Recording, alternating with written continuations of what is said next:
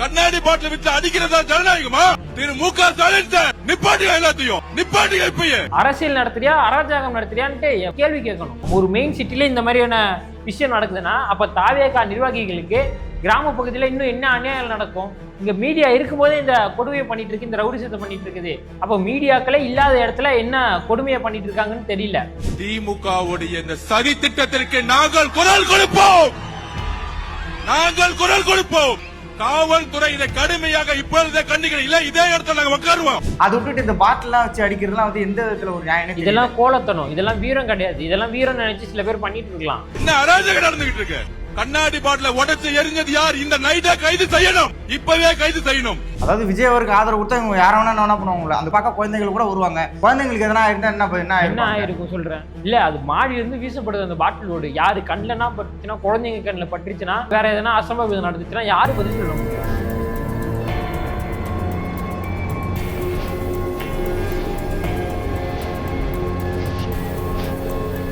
தாவேகாவுடைய நிர்வாகிகள்லாம் அங்கேயே வந்து களத்துல இறங்கி நியாயம் கேட்டதுனால அப்பவே ஒரு பையனை அரெஸ்ட் பண்ணிருக்கீங்க. அந்த பையன் மட்டும் தான் செஞ்சிருப்பான்ற எங்களுக்கு நம்பிக்கை கிடையாது. அவன் கூட வேற யாருன்னா இருந்திருக்கணும், இல்ல அவனை யாருன்னா தூண்டி விட்டுருக்கணும். இந்த தமிழகத்தையே வித்து தின்னுட்டு இருக்கக்கூடிய ஒரு மிகப்பெரிய ஒரு கூட்டத்தை பயங்கரமா எதிர்க்கிறாரு. அவங்களுடைய வெறி, அவங்களுடைய கோபம், அவங்களுடைய வன்மம், அந்த களத்தில் நிற்கக்கூடிய தாவேகா உறவுகள் மீது தான் அந்த வன்மம் காட்டப்படுவான்.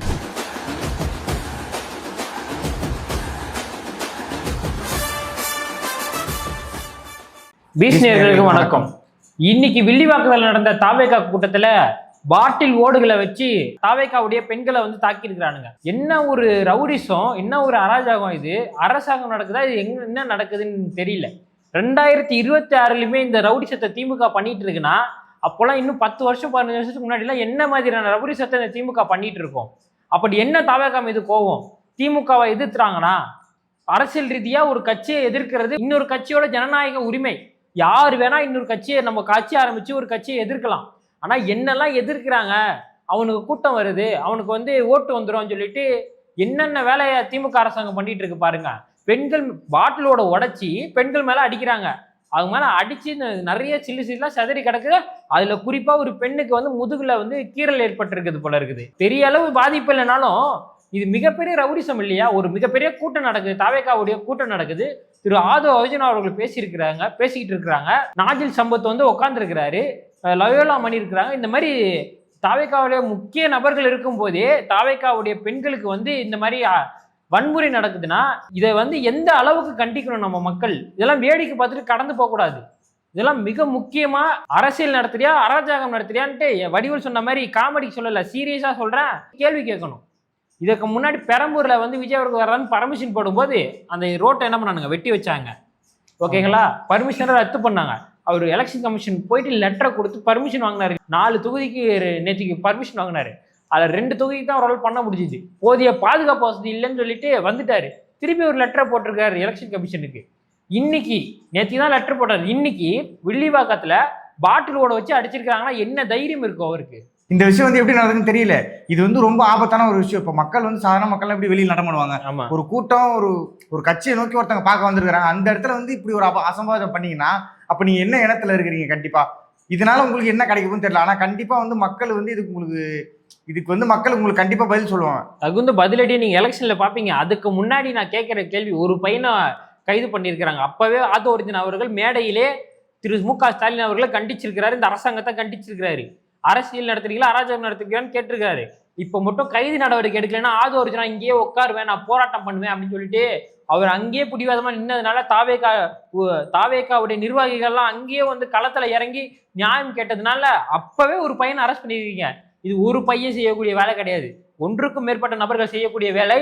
அது மட்டும் இல்லாம அந்த பையனை தூண்டி விட்டது யாரு, பின்புலத்துல யாரு இருக்கா, அவங்க தான் இந்த முக்கிய குற்றவாளி. குற்றம் செய்ததை வேணா குற்றம் செய்ய தூண்டியவனுக்கு தான் தண்டனை அதிகம் சொல்றது சட்டத்துல.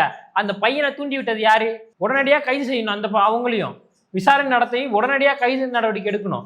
இங்க சென்னை சிட்டி வில்லிவாக்கம் ஒரு மெயின் சிட்டில இந்த மாதிரியான விஷயம் நடக்குதுன்னா அப்ப தாவேகா நிர்வாகிகளுக்கு கிராம பகுதியில இன்னும் என்ன அநியாயம் நடக்கும்? இங்க மீடியா இருக்கும்போதே இந்த கொடுமையை பண்ணிட்டு இருக்கு, இந்த ரவுடிசத்தை பண்ணிட்டு இருக்குது.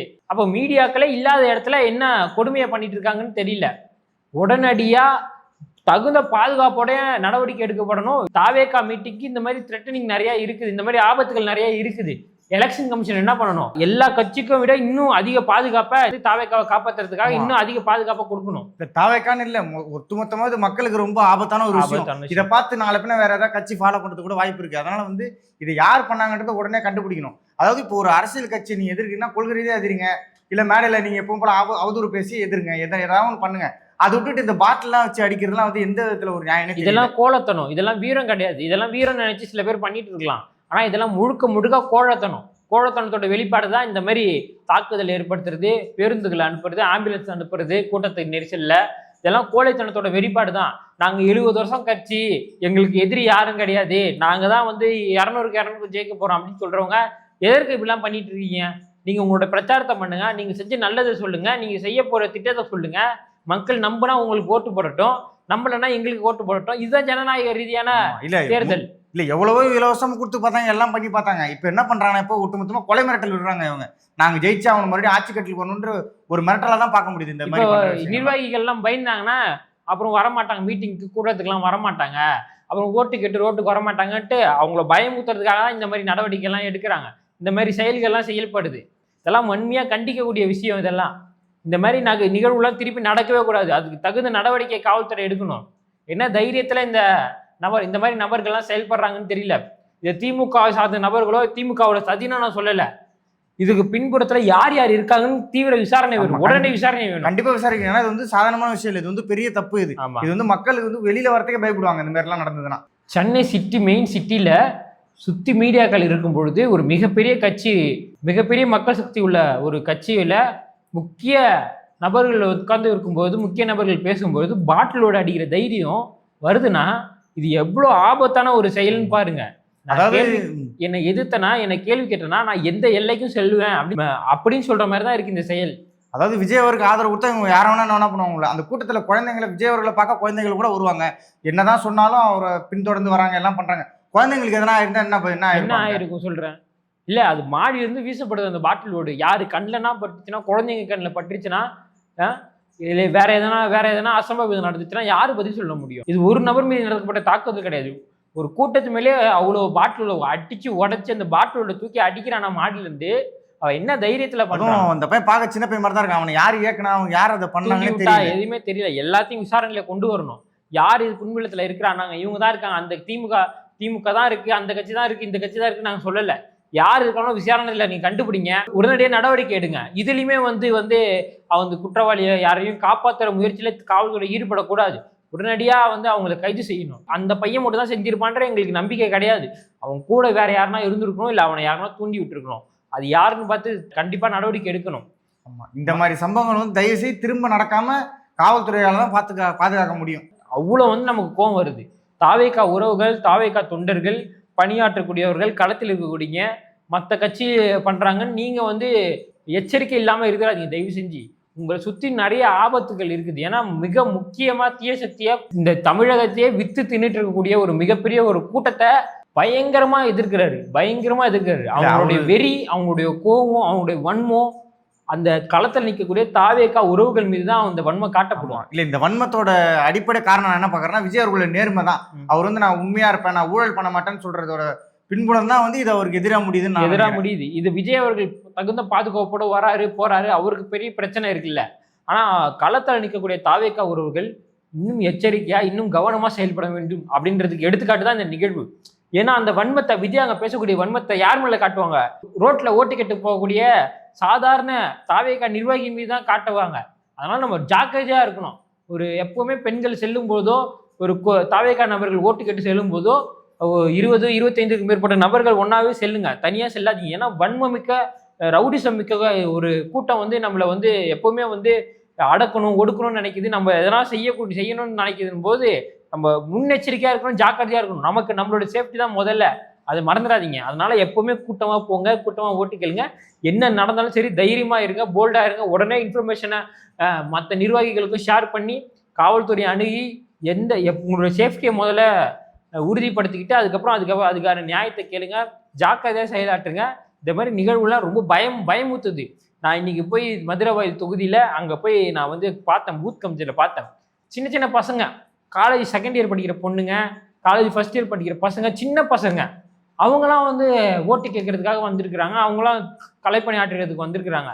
அவங்க மீதுலாம் என்ன தாக்குதல் நடந்தா அது சின்ன பசங்க ஒரு அரசியல் ஆர்வத்துல தன்னுடைய அண்ணனுக்காக வேலை செய்ய வந்திருக்கிறாங்க. இந்த மாதிரி பாட்டிலோடலாம் எடுத்து அடிக்கும் போது ரொம்ப ஒரு கோவம் வருது, ரொம்ப பயமும் பதட்டத்தையும் உண்டாகுது. அதாவது விஜய் அவர்களை பார்க்கறவங்கலாம் நீங்க என்ன நினைக்கணும், முக்கியமா வந்து காவல்துறை பாதுகாப்பு கொடுப்பாங்க, அதுக்கு தாண்டி நீங்க உங்களுக்குள்ள வரவங்க எல்லாம் ஒற்றுமையா இருங்க, உங்க கூட்டத்துல சம்பந்தமே யாராவது ஒருத்தர் வந்தானா நோட் பண்ணிக்கங்க, விழிப்புணர்வா இருந்துக்கோங்க. யார் வேணா எந்த நேரத்துல வேணா எந்த அசம்பாவிதங்களும் நடக்கலாம், அதுக்கு நம்ம தான் தயாரா இருக்கணும், விழிப்புணர்வோட இருக்கணும், எச்சரிக்கையா இருக்கணும்னு சொல்லிட்டு இந்த வீடியோ இதோட முடிச்சுக்கிறேன். யார் இதுக்கு பின்னாடி இருக்கிறாங்களோ அவங்கள வெளிக்கொணர வேண்டும், கண்டிப்பா சொல்றேன், காவல்துறை வெளிக்கொணர வேண்டும். இந்த கொத்தடிமைகள்லாம் இந்த விஷயத்தான் தயவு செஞ்சு பேசுங்க. நீங்களே நீங்க செய்யக்கூடிய தவறுகளை உணர்ந்து திருந்துங்க. தயவு செஞ்சு இந்த மாதிரி விஷயங்கள் எல்லாம் எடுத்து பேசுங்க, தப்புன்னு சொல்லுங்க. ஆமா, தேர்தல் வந்து முறையா கையாளுங்க. இந்த பிண அரசியல், இந்த மாதிரி ரவுடிசம் இதெல்லாம் தவிர்த்துடுங்க.